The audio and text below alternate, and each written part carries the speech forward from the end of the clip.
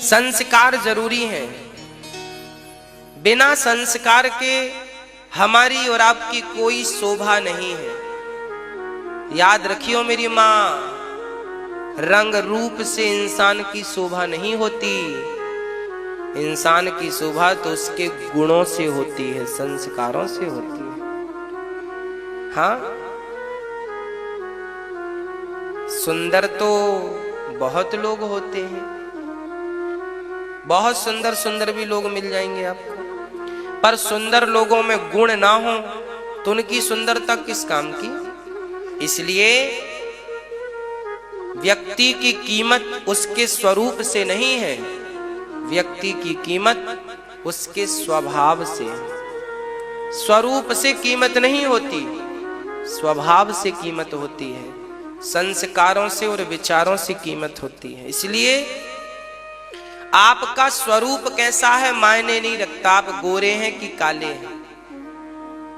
माता शबरी बिल्कुल काली थी, हनुमान जी बंदर जैसे हैं, बंदर ही तो है। हनुमान जी कौन सुंदर है भाई? हनुमान जी सुंदर हैं क्या? बंदर जैसी आकृति है, बंदर ही है, फिर भी राम ने गले से लगाया कि नहीं?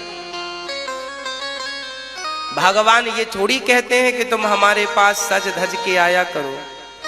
भगवान ये थोड़ी कहते हैं कि हम सुंदर लोगों को ही मिलेंगे। अरे भगवान तो ये कहते हैं कि तुम्हारे हृदय में यदि प्रेम है तो तुम बंदर ही क्यों ना हो, मैं तुम्हें हृदय से लगाने को तैयार हूं। बस प्रेम राम ही, केवल प्रेम प्यारा। रूप और रंग का भूखा तो आज का इंसान है।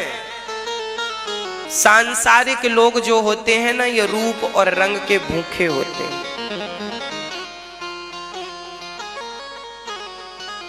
जब तक आप सुंदर हैं तब तक ही आपका पति आपको देखता है। बुढ़ापे की झाइयां आने दीजिए। हाँ,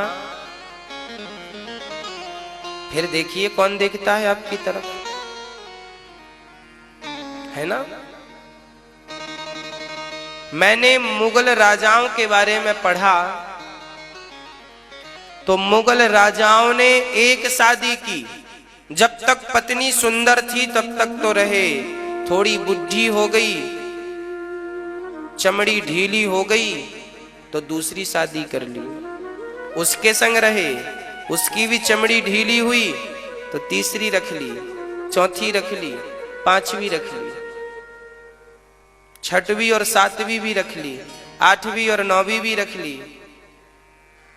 ये दुनिया चमड़ी की भूखी है बस। यदि दुनिया को रिझाना हो तो चमड़ी को ठीक कर लेना, और भगवान को रिझाना हो तो मन को ठीक कर लेना बस।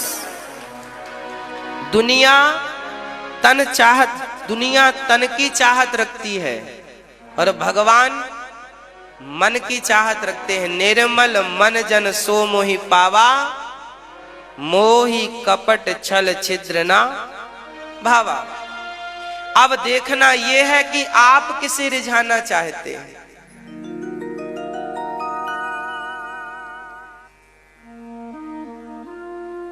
बुढ़ापे में शरीर जर्जर हो जाता है, कौन देखता है बूढ़ों की तरफ।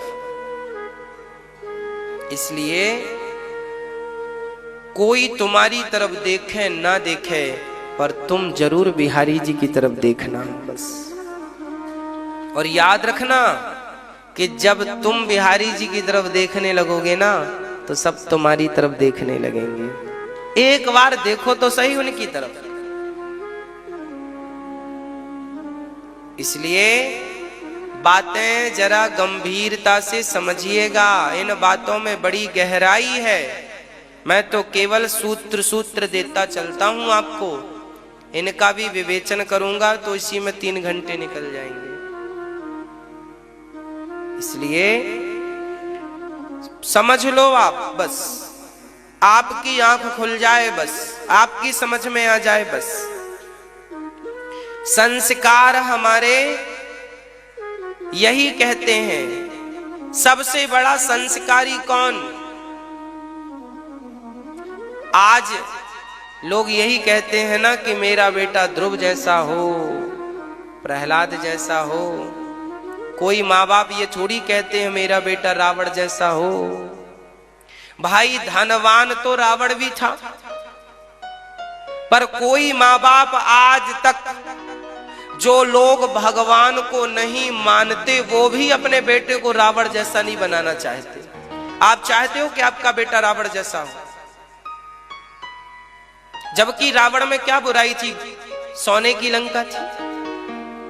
फिर भी उसके जैसा कोई नहीं बनना चाहता। पर राम जंगल में यहां वहां घूमते थे, जंगल जंगल, फिर भी हर बाप हर माँ यही चाहती है मेरा बेटा राम जैसा हो, राम जैसा हो। क्यों? राम की सकल सूरत किसने देखी और रावण की भी सकल सूरत किसने देखी? रावण सुंदर भी रहा हो तो क्या फर्क पड़ता है, और राम जी काले भी रहे हो तो क्या फर्क पड़ता है? चमड़ी कैसी थी कौन देखता है, उनके संस्कार कैसे थे ये आज तक हम और आप देख रहे हैं। रावण को तो आपने भी नहीं देखा, हमने भी नहीं देखा, फिर भी रावण जैसा बनना नहीं चाहते, क्योंकि रावण के संस्कार गलत थे। राम को आपने भी नहीं देखा, हमने भी नहीं देखा, पर राम जैसे सब बनना चाहते हैं, क्योंकि राम के संस्कार हमने सुने। संस्कार यदि राम जैसे हैं तो फिर क्या बात है? संस्कार जरूरी है बच्चों को, केवल बच्चों को ऐसा नहीं, माता पिता को भी संस्कार जरूरी है। दादा दादा